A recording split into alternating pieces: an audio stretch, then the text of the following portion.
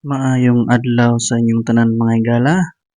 Karon daing adlaw no, ang gisaulog na to ang adlaw sa mga papa o ginatawag tang Father's Day.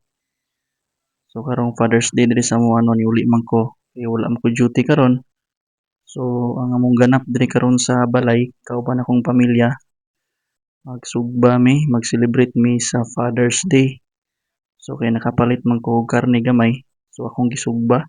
So muna nino ako na ni siyang gimarinate, gibutangan og suka, tuyo, asin, ah, preservatives or seasoning gamay, black pepper powder, and then ahos bombay, lemon para humutad siya. So ako rin gimarinate ato ang karne para nindot kay resulta sa tong sinugba. So pagkahuman medyo nabaga naman nato ang hinaling. Ako na dining siyang gisugba no.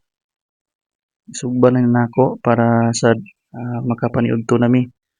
So muna ni akong trabaho diri mga higala. So ginahinay na nako ni sugba nasa dako ang gwapa nga kamanghuran no. Nagsigi sag sinamok sa kuha. So gihinahinay na nako nigbutang mga higala nga ato ang sinugba o ato ang karne. Ayan mo ni atong sinugba mga higala no. Medyo nanay gamay nga naluto-luto na gamay nga ato ang sinugba. Samtang nagsugba ko diri nga ako sang asawa ako ang kamagulangan, naghimo sad sila og sala dito sa sulod. Para sad nasad mi dessert sa Father's Day. So mao ni ang amo ang trabaho karong adlaw kay sinimana mo kumuli diri sa balay gud. Mo din ni ako ang anak no, ako ang kamanghuran no. Makalingaw sad, masugo na sad ni akong kamanghuran mga higala. Galing lang usahay badlongon, pero okay lang na kay bata man gud kinahanglan nato sabton. So ano muna ni sa among pag-istorya diri nagkamulo sa gluto ang moang sinugba dito no. Amo sang gibantayan kay basin og mapagod. Unya mo na ni resulta sa akong sinugba mga higala, naluto na.